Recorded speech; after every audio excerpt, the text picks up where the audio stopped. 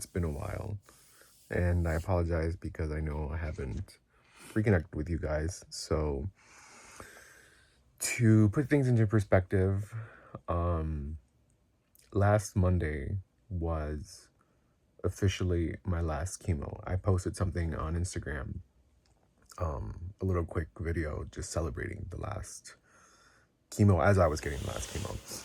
On Tuesday, I get disconnected from the 5FU medication that I take home with me on Monday for 24 hours, which gets infused into my body and stuff. So, the issue why I haven't been able to make any videos before, though, has been I've been dealing with the side effects that leave me pretty drained, annoyed, frustrated. Uh, it's it's frustrating nonetheless, that to say the least. I get so nauseous that the only thing that helps for the most part is taking a nap. Um, Aside from the fact that the medication that I take to control the nausea is one of them is very makes me very sleepy. The issue isn't necessarily that it makes me sleepy, it's that it doesn't curb the nausea for the whole day. So I have to take it every 6 hours. And the other medication that I have for my nausea is a medication that I can't take for 2 days after chemo, 3 days technically, because 2 days after I get disconnected. And so that medication is, I feel fast acting in a sense because it's a little tablet that dissolves on my tongue. So it's not that crazy to take. And I'm probably speaking out of fear just because of that trauma that I had when I was hospitalized the first week I went back into chemo, that I couldn't even, hold water down. And sometimes in the morning when I take my Protonix, which is the pantoprazole medication that helps me with stomach acids, I sometimes feel it heavy. So it's just bringing back so many traumas, like, oh, great, it's going to hurt taking the medication. It's going to hurt sipping some water in the morning. I don't want to deal with this. So it's just, I'm probably complaining a bit too much, but it is like frustrating to deal with that. So, but what's been more frustrating is that I can't keep my weight. My weight has been fluctuating very much so in the last few days, last week or so, up to the point where I lost about 9 pounds, 9 to 10 pounds in 1 week. So we had that conversation that if I can't keep my weight up or can't keep my weight consistent, I might need to go back into the discussion of getting, tube fed, which again, I was like, not gonna happen. And it's not that I'm making the decision because I'm not trying to get sponsored by Deal, or maybe am I? I don't know. Anyways, the problem, sorry for that ADHD moment. The issue in general isn't necessarily, I lost my train of thought per usual. Thank you, ADHD. Well, I guess the issue in general has been me dealing with the constant issues with nausea has been just frustrating. It leaves me pretty drained. It leaves me not wanting to do much. Napping is the only thing that kind of takes the issue out of hand, mainly because I'm not thinking much about food, or I'm not interacting with food in general. There are moments where I get like these bouts of hunger and like I really want to eat something, but then there's another majority of time where just the thought of food grosses me out. And so I try to I try to force myself to eat. Um, but it's not just a matter of nausea anymore. It then becomes a problem in my stomach where I feel like um, I get like cramps and I feel pretty bloated. Um, it's like you have, I don't know, 50 blown up balloons inside your stomach of gas, and you're just like trying to find a way to, you know, get rid of it, but I don't have the sensation to the the burping sensation anymore. It's not easy to burp. Um, Before it used to be fairly easy for me to, burp, and I'd be okay after a few minutes, but now it's like it hurts to burp. Like there's really to my understanding physiologically not much that I can do to burp anymore. So that just becomes a problem itself. Um and dealing with that sensation of having to burp or wanting to burp but not being able to, it's a little painful. So it's kind of just like, oh great, here we go with that. Um and it's just been frustrating. The last week of chemo, as I've mentioned before, chemos in general stack up on top of each other. Um, they, it's not like one chemo, 1 week you're chilling and taking a break and then, start back in square one. It's like they pile on top of each other and the effects exponentially um, get together at some point. Um, Another issue that I've been dealing with has been um, with mood swings. And I attribute that a lot more with the whole, nausea thing. Like I'm not hungry or I am hangry, but I can't eat because I have like a stomach ache or something. It's just a series of little issues that altogether just get very frustrating to deal with. Um, I haven't been really in the mood to hang out with a lot of people much. I mean, in general, it's been, you know, pretty consistent that I don't want to hang out a lot, because I'm here triggered by the thought of um, my stomach bugging me in the middle of a conversation or of a hangout. I'm not the type of person that um, well, I was the type of person that would chill at coffee shops and sip on coffee a lot, or go to bars and get some drinks and be okay with that. Now, I mean, I can't have anything that's fizzy, anything gaseous or um, soda or um, sparkling wine or champagne. Not that I would, you know, sip on them constantly because my go-to drinks was mezcal and whiskey, but um, I'm off alcohol for a decent few months at least. Beer, IPAs, I'm in love with them. I can't have IPAs, so I can't go to a bar and just chill.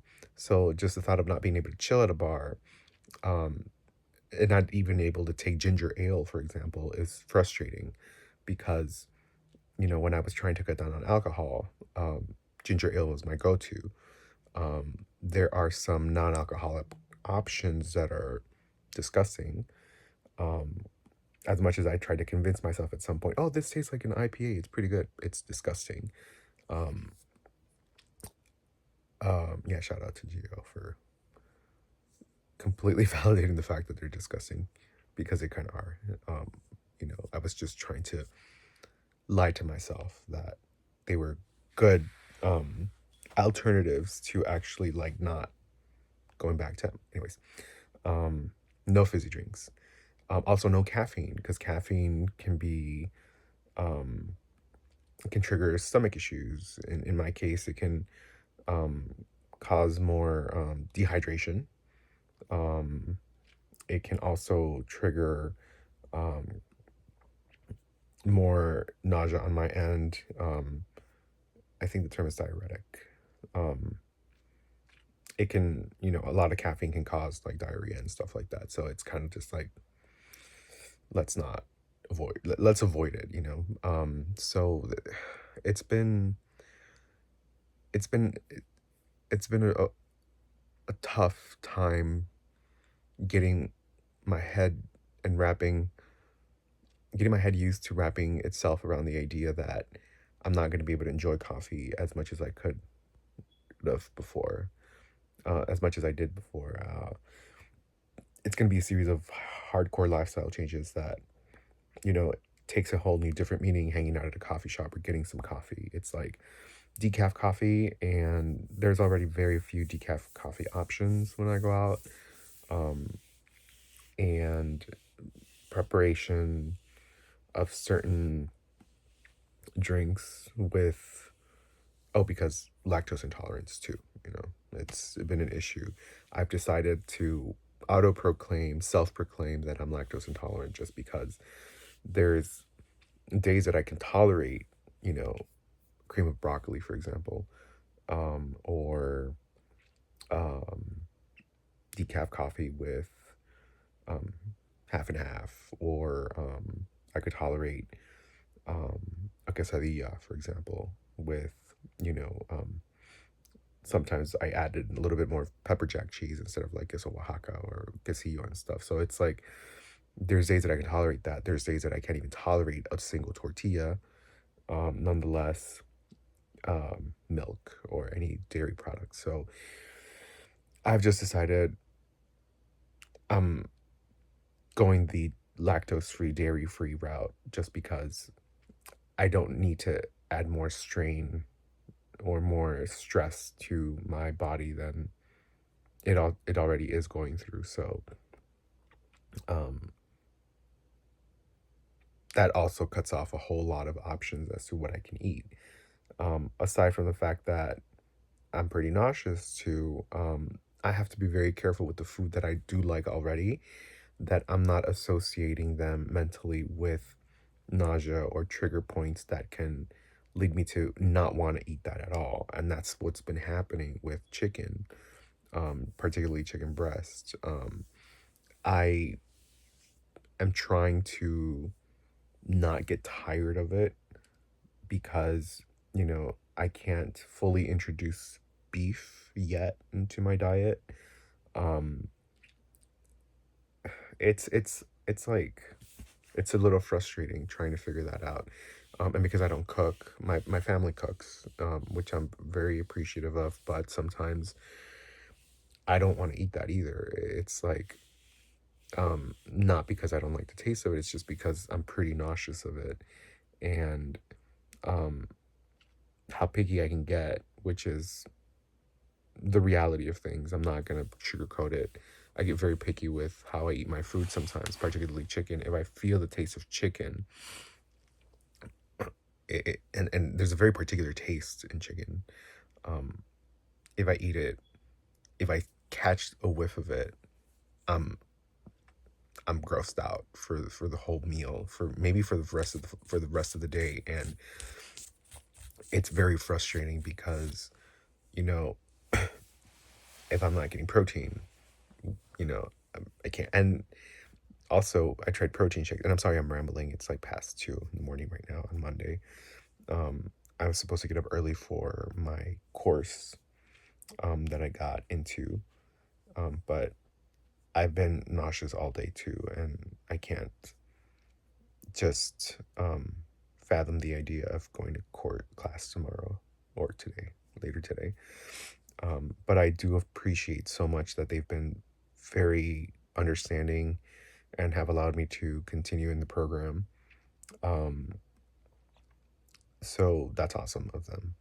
I appreciate it. Um, but anyways, going back to the whole eating thing, it's like I'm just really frustrated with it, and my whole frustration these last couple of weeks have been very evident that I have lost interest in doing a lot of things.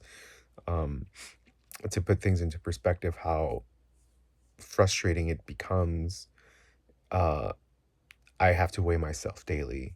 Uh, and despite people saying don't do that, or people saying it doesn't make a difference because water weight or something like that, um, the reality is I'm not drinking enough fluids for me to say there's water weight, which probably sounds pretty dumb now that I'm saying that, because I don't think it's just fluids that constitute water weight in the body. Anyways, um, I'm not consuming enough to be um, worrying about hardcore fluctuations in my weight on a daily basis, so I thought. And the issue itself was that on the third infusion, which is technically week 6 of chemo, um, I was 10 pounds less in 6, 7 days, which prompted the doctors to have that conversation again. But just this week, well, this past week, which was week number 8, um, I had lost about 7 pounds in less than a week. So it started to hit me how important it is to really try to keep my calorie intake at a consistent level, protein intake at a consistent level too. Um, and I confess that in my head, I'm having a hard time addressing that, because in my head, the slimmer the better. Um, but I've been told multiple times that I can't think like that. And it's the fatty mentality that I've had for years, that now that I'm, significantly much slimmer, um, that I need to keep that, figure. And it's a mentality that's really messing me up, that I shouldn't go down that rabbit hole and keep exploring. Oh, let me push the limits on until to see how much I can lose before it becomes a big issue. Um, I'm wearing a medium right now, and it's, you can see it's baggy. I went online to order a blazer for an event that's happening on Thursday, which I'm excited for, because, I'm gonna go with my friends, and 2 of my friends are gonna meet for the first time, so it's exciting. But anyways, um, uh, I'm wearing a small now. So from being a big boy that was on 2XL, wearing very snug 2XL sometimes, I am now wearing very loose mediums, and um, small fits well in some parts. It is a little snug on my shoulders at some point, but um, it put things into perspective that I really need to get my stuff together. And it's harder than I thought it would be. Yes, I'm proud of my accomplishments. I was able to ring the bell last Monday. It was a surreal experience. I don't think I'm still processing the fact that I had cancer. Have had. Technically, I'm cancer free now, which is crazy, because I don't know, am I in remission? Am I cured? Technically, there was zero evidence of cancer left after my surgery. That took care of visible cancer. My margins were very clear. And so it gave my doctors a whole new perspective of, I'm sorry to the wall. It gave them a whole new, it gave me a whole new sense of, life, per se, just because it's I feel like I'm rambling. Trying to gather my thoughts. There's so many things that I should have prepared to notate and bullet point through, but anyways, the fact that I don't have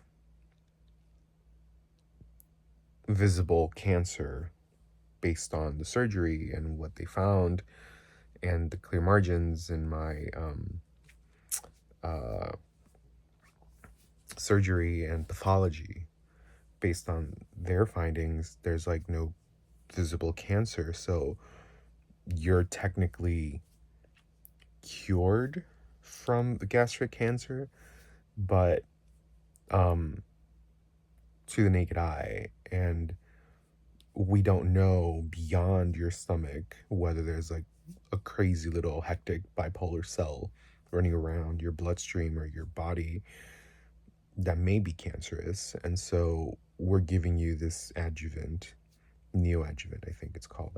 I said perioperative before, but that was wrong. Um, I think it's neoadjuvant or something. See, I should have prepared for this, but anyways, I raw and real, right? Um, and yeah, so the fact that the surgery took care of the problem, uh, this second round of chemotherapy was to pretty much ensure that the recurrence of it was minimal. And if there was anything going on down there, it's taken care of through the chemo. So just trying to wrap my head around the fact that I don't have cancer anymore is exciting because I still see cancer in me. Like I take off my hat and like my hair is still not growing thick enough. It's very thin. It's very baby hairish, and it looks weird. I mean, very honestly, bluntly honestly, I feel freakish, and I've noticed also that I had to shave because I lost a lot of my beard. Um, and I shaved 2 days ago, and it's barely like something's barely noticeable around here. Um, but my eyebrows too, they started to fall off as well. And this was in week 6 to week 8. We're in week 9 officially today, of the chemo phase. And so chemo did hit me harder this time around. Do it due to physiological changes or whatever, I don't know. I honestly did not research that, but I felt it stronger this time. The nauseating side effects were just more intense. My sense of smell was heightened, to be more delicate and react to almost everything. And it's been frustrating, because I can't get a sense of normalcy compared to the very first chemo round that I had, where in my fourth round, yes, it was heavy, it was tiring, it was gruesome to some point, but it wasn't as bad with nausea, and I was able to tolerate foods more. But then again, I'm not taking into consideration that I had my stomach still back then, and now I'm with only 20% stomach, roughly 20% stomach left, and my body's still adjusting to that. And I'm still adjusting to the foods that I can reintroduce, and I'm still adjusting to, everything that's going on with um, surgery right after a chemo right after surgery. So it's, in a way, I have to cut myself some slack, but at the same time, I can't cut myself too much slack and get complacent with the fact that, oh, I'll just, you know, spare 5, 6 pounds. It's nothing. It is a lot now, and every pound counts.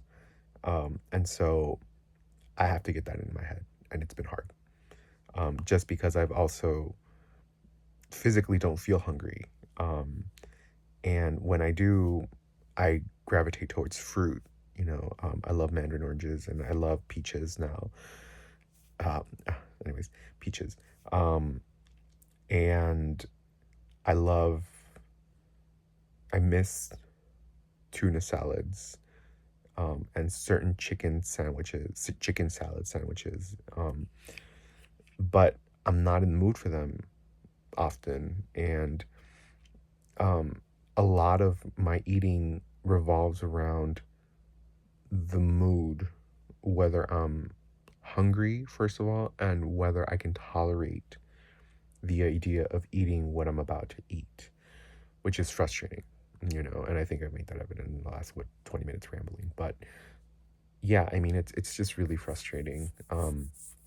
And that frustration with my anxiety and with my ADHD and all of this going on and projects and the reality of life settling in, that's another thing. This past week, I was celebrating, yes, I was celebrating my last chemo. I rang my bell. I got a certificate. Um, it was the cutest thing. I have a video my parents took and my brother took. So I'm trying to get that into a video um, for a different podcast type series that I want to do. Make it a little bit more structured and documentary, documentary, documentary-ish. Um, but yeah, no, it's been frustrating. And as much as I'm trying to stay positive, and you know, try to reclaim some sense of normalcy, it's still not there yet. And I'm I'm trying to push myself, but I have to be very blunt and honest with myself and understand that I have limitations now. And pushing these limits can be dangerous. And I have to listen to my body. I'm not, it's not like mind over body or, train your mind to fight your body's fights and whatnot. And, you're stronger than, no, I don't have time for that. I can't have time for that. I can't let my mind get into that mindset where um, I'm not listening to my body physically. Just last week I asked my doctor, hey, can I go do weightlift now? Because I don't want saggy arms, which is, my muscle mass. I lost a lot of it. And she's like, really? Like, you just lost 10 pounds in 1 week. You can't stay at a consistent 2,000 calorie diet a day. Um, you fluctuate between 1,500 to 1,800, 1,900 calories with not a lot of protein. And when you go to the gym and do weights, you need protein. So tell me how that's going to work. How is that going to work out for you? And aside from the fact that you just, are about what, 8 weeks, 9 weeks? No. Well, a little less than 2 months out of surgery, and you want to start weightlifting. You know, it's a little selfish and a little um, reckless to think that you can start working out if you don't have your nutrition priorities set straight. So that was a wake up call, because, here I am, like, trying to embrace this new body that I didn't have before. And I can't yet. Physically, I can't yet. And that's a little frustrating and it's a little heartbreaking because I know that I have the control of that somewhat. To the most part, I do. But there's all these other factors that are contributing to pushing things back, like, chemo and its side effects. And it's been really, really frustrating. So that's why I haven't been in moods or in spirits to record anything, because it's just me again venting and frustrated with my situation. But I mean, that's what cancer is. Frustration. Um, if it's not one thing screwing you up, it's something else. And if it's not, you pushing through, nobody else is going to do it for you. And so you have to gather that energy to see yourself through. And I confess that I didn't have that energy to see myself through a lot during these few days. And my friends, my very close circle of friends can say and vouch for that I haven't insisted in going out much with them or visiting them. It's been a little frustrating. But I'm done with chemo. That's the exciting part. I'm keeping it as the highlight of my days. Um, there's still a lot of questions that I have that I'm gonna bug my medical team about, obviously. I've already started bugging them. Um, but here's what's scary to me now. It's like, all right, I was on autopilot mode for the majority of the time, um, throughout this whole process. The moment I got the news on the phone that my doctor was like, we need to talk about, the cancer that we found in your biopsy, your endoscopy. I was like, I think that was just a shock.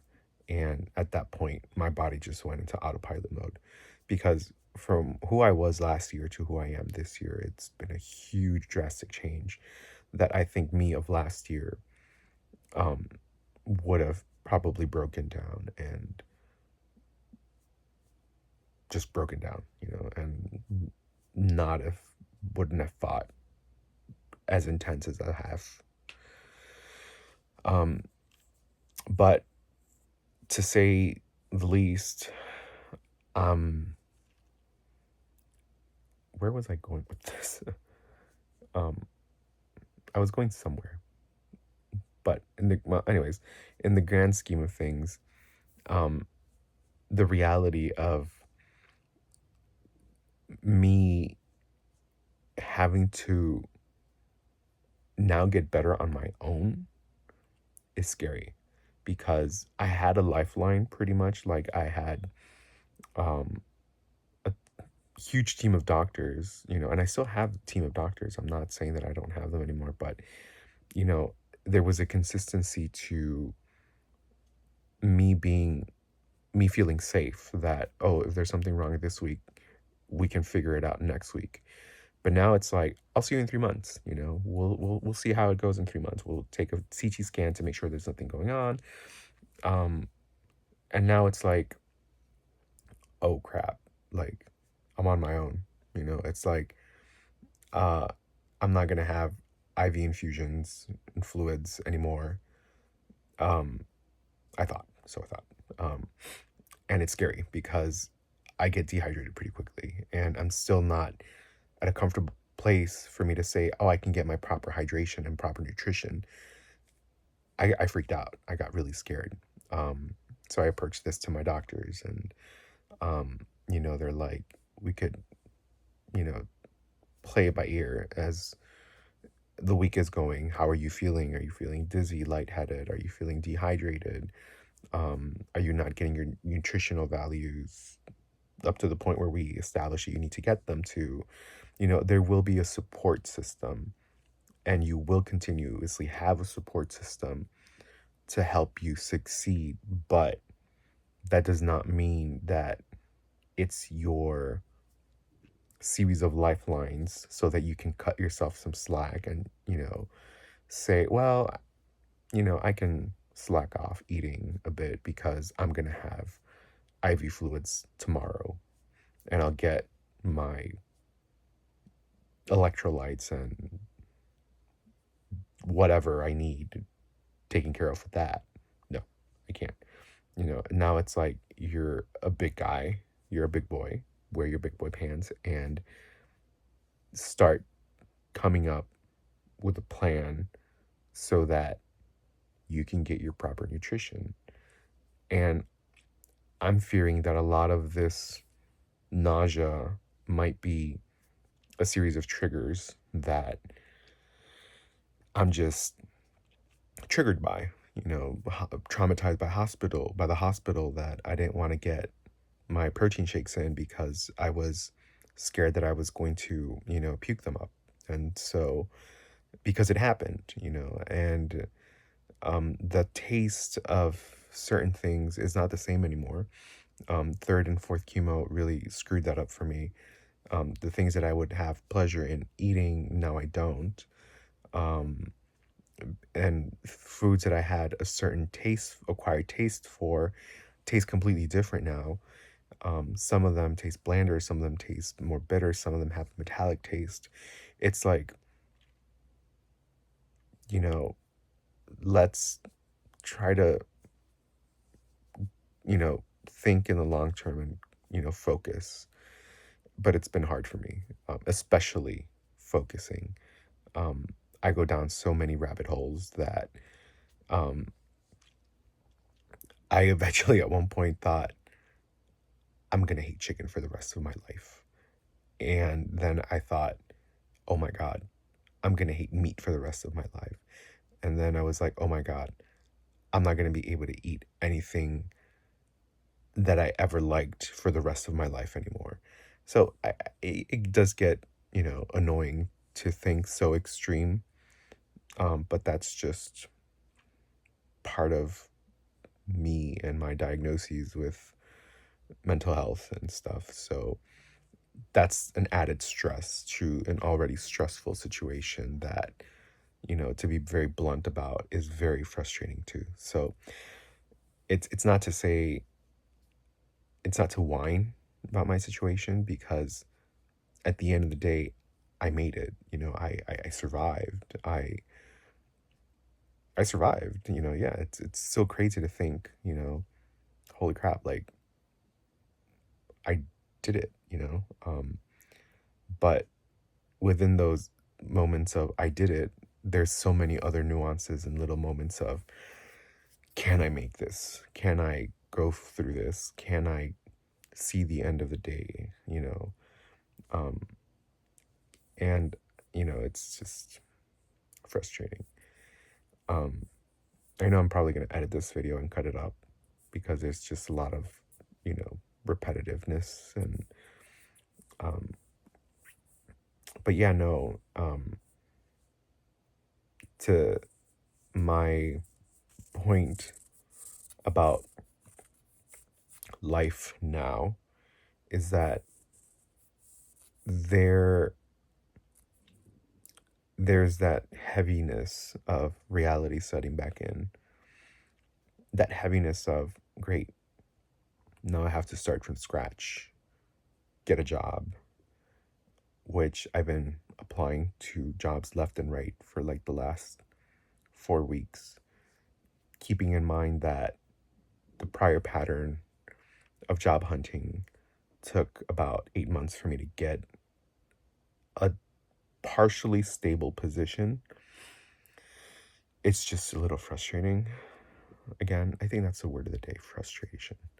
Um, yeah, I've just been like trying to be as positive as I can and trying to get myself involved in programs where um, workforce development and talent development, in even other fields that I never explored before, kind of, dip my hands into and try to get a feel for, just so that I can have a flexible enough resume to get a job. Um, I have I had so many plans last year to get a property and um, be able to rent out an apartment and um, do an Airbnb project, or kind of be able to do my interior design background and architectural background and a project with an Airbnb or a sublease or something. I don't know. I had so many plans that, because I lost my job, because I wasn't able to get an accommodation, because I was mistreated during the process of getting requesting an accommodation, and I'm not going to shy about that. I'm very determined to figure what the next steps are going to be with that, because I did feel severely discriminated in my last place of employment, um, and that was very frustrating. So that triggered a lot of my issues now with um, well, I'm not going to blame my financial issues on me getting fired, but um, technically forced to quit. Um, but it's it's something that did contribute to you know, a lot of my issues. And so now it's like starting back from scratch. I'm starting in negative numbers. I have to go back to the reality of life that Um, I probably won't be able to, having worked in real estate before, I know some of the ins and outs of um, apartment hunting, and you know, I know that I can't get um, an apartment on my own anymore. My credit is not at the best place. There's a lot of things that, you know, I have to put my big boy pants on for. And not that I never wore them, but it's now more than ever big boy pants and big boy belt. And, get your things together and, put your life on pause again, your plans on pause because you have so much to clear up. Um, and so, yeah, I mean, that's scary too. It's like, how long is it going to be before I find a job? You know, um, I've proven myself many, many times that I'm very capable of surpassing many challenges, exceeding in expectations, particularly my expectations. But how can I prove that to potential employers um, if my resume doesn't look as exciting? If I haven't been able to finish my degrees, because I have so many credits in a bachelor's of fine arts in um was it bachelor's of fine arts or bachelor's of applied science? It's a bachelor's in interior design concentration, interior architecture and design.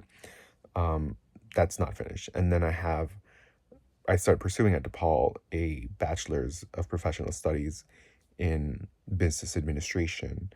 And I wanted to have a focus on um, uh, international communications and international markets. And then I wanted to get into,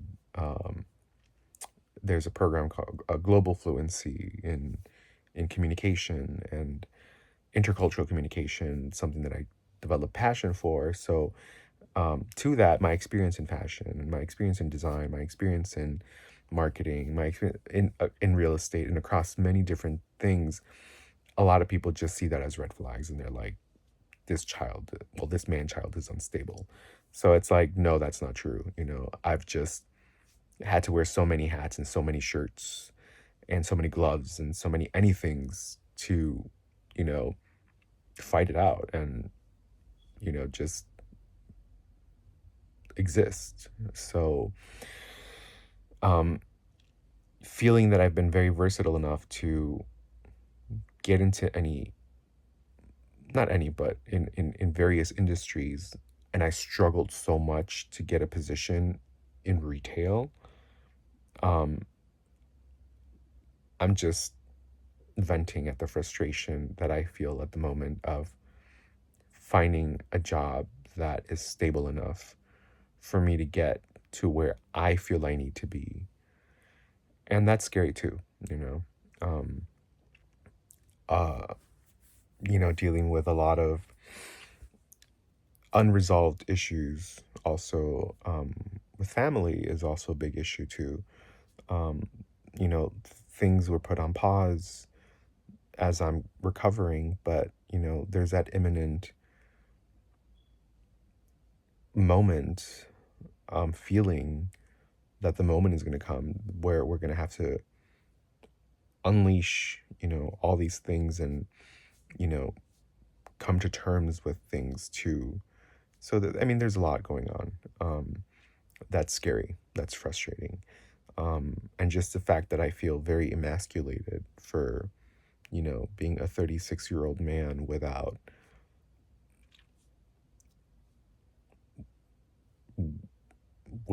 much. So it's frustrating. But that just makes me more determined to get to where I need to be and appreciate the journey to getting where I have to get. Baby steps, annoying and cliche as it sounds, it's my reality. And so um, I'll I'll make another video a little bit more structured and maybe not as detailed, but more structured in terms of what I mean with things in life that I have to come across and fix as I'm heading into this new chapter in my life. But, you know, whichever way I see this, you know, change is challenging and change can be painful. Um, and so, you know, as an overthinker, Doctor Stranging the thing out of everything um, is a blessing and a curse. So this is just me, you know, preparing myself to the challenges that I'm going to face coming very soon, you know? So, yeah, I mean, short-term goals, long-term goals, short-term goals, long-term goals, short-term goals, um, and, you know, doing checkpoints in between to figure out, you know, where I'm at to focus in the long term, you know, is key, but um, there's pressing matters at hand. For example, my nutrition that I have to focus on for now. So yeah, there's a lot going on, and that's been my mind in the last 2 weeks. So I feel horrible that I haven't been able to post videos, and consistency is key to, you know, trying to build um, a platform or a space of awareness, which is something that I'm very committed to, because that is a project that I set my mind to pursue. Raising awareness on, you know, um, minority men, particularly Latino men, to get checked, um, and not just for cancer, but for anything in general. It's something I'm very committed to. So I don't know. We'll see. I'm very um, for the first time in many years, I felt lost into where I'm headed. I feel like I have no sense of direction, but at the same time, it's weird that I feel like I have a sense of direction. Um, so I'm figuring it out. I'm trying to figure it out. Um, and I have a friend that constantly reminds me that, you know, it doesn't matter at what point my mind tricks me to think you're too old for this. It's a matter of just getting started, period. You know, everybody works at their own pace and everybody goes through things in their own time. So don't stress yourself too much to label yourself, your identity, your timing, your everything. So that's what I'm trying to do. You know, I'm trying to take this day at a time, a problem at a time. But, you know, sometimes it just becomes a little unbearable. And that's been me these last couple of weeks. This is the status of everything that's going on in my mind right now, reflected on this 40-ish minute video of me rambling about things. Yeah. So I would not be surprised if, like, the four of y'all that see me um have clocked out a while back. So yes, that's that. I was very intentional in making this video in Spanish too, but I'll just probably ramble on even more, and this video would probably turn into like a 3 hour full feature movie of, you know, venting. And no, I'm not gonna do that. But I am, you know, preparing more videos in Spanish for sure. Um, but yeah, that's that. That's the update. Um, oh, but I'm excited though that I did get the green light to start swimming. So after embarrassing phone calls with Chicago Park districts asking how old is the child that's interested in learning to swim, and me having to, in my mind, say the child is a 36-year-old man, you know, for example, me, um, I found a place where they're going to teach adults how to swim. I had already taken a course at DePaul, um, but that was like over 2 years ago, I think. And so now it's like all I know is how to like float on my back and do some strokes and survive on my back, but I need to get over my fear of water. No, I have to get over my fear of water. So um, I'm excited for that. And it'll also be a way to relax.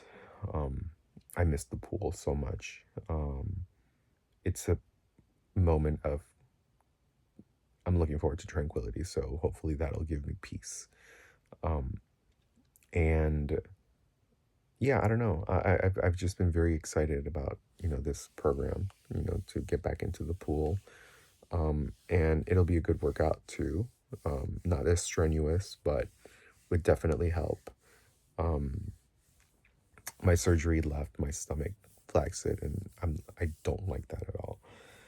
It's not as bad as I've seen some people have gone through gastric bypasses, that there's a lot of like loose skin.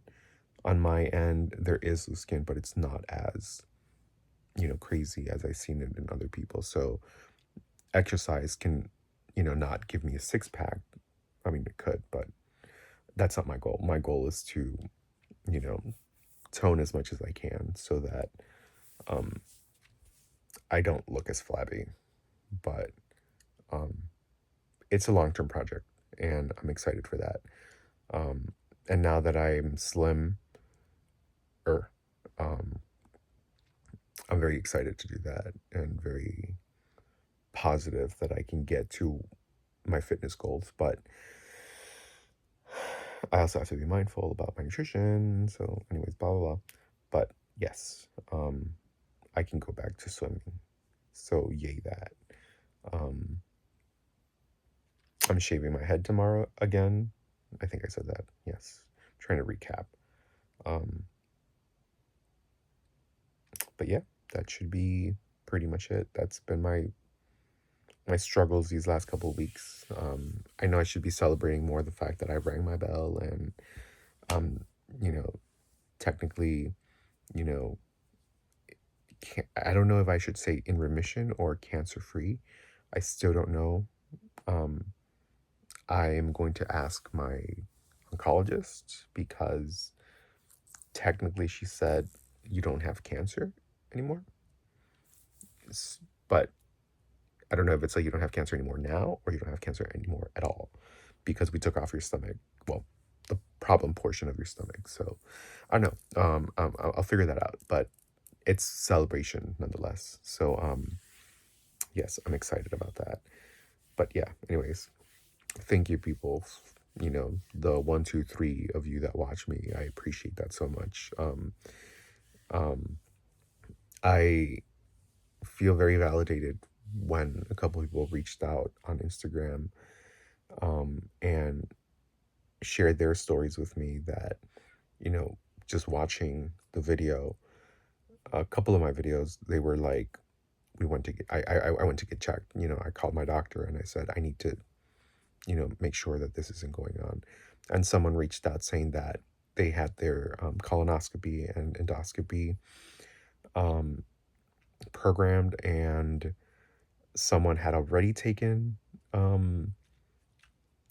within a few weeks, they took they had their procedures done, and um, they found something, but they were prompted because of the video. And luckily for them, it was nothing serious, but they're able to pinpoint now whether it could be an issue down the road. It's under surveillance now. They have it in their radar now. So, I felt like things are moving into the right direction.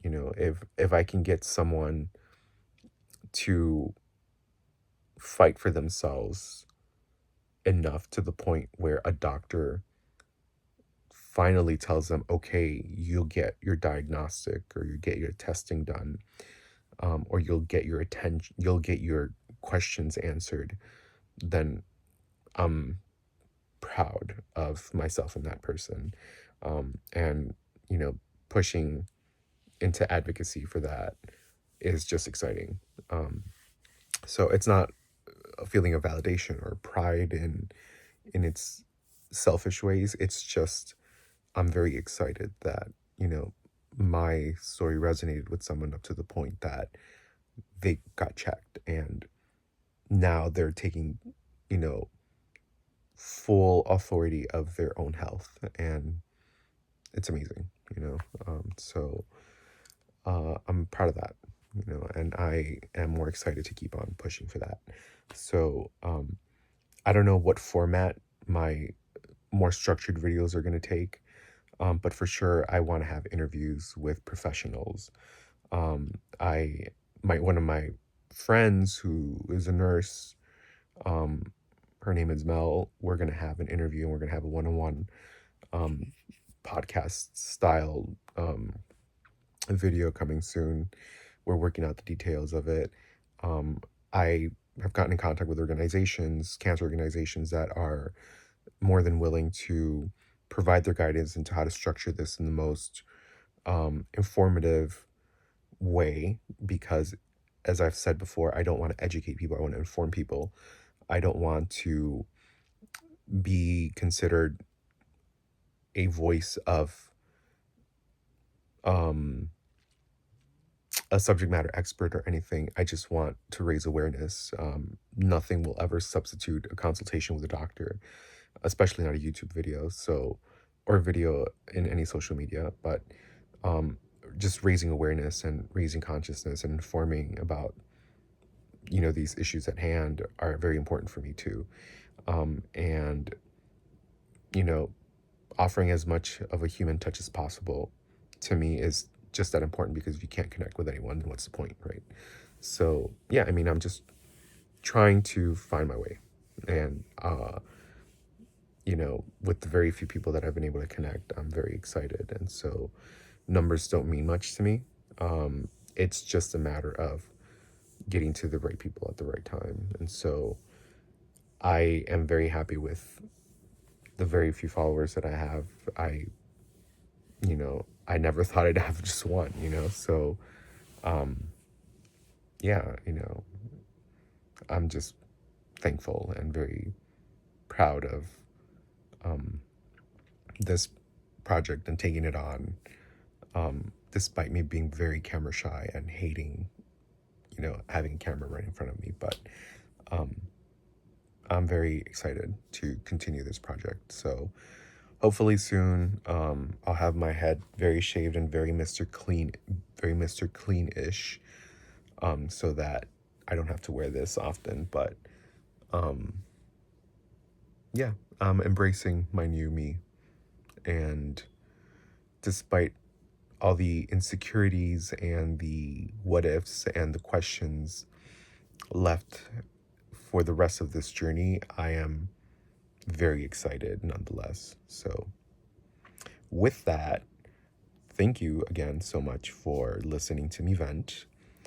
This has been your host, Johnny J. No, but it's been a pleasure.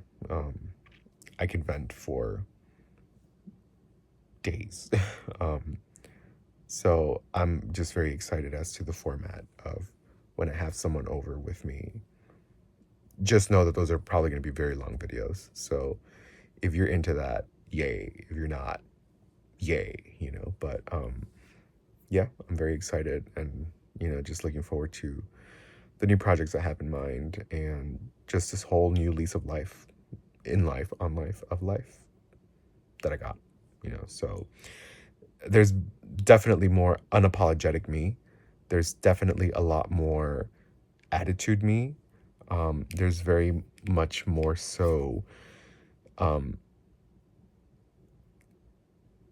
prioritizing new priorities me.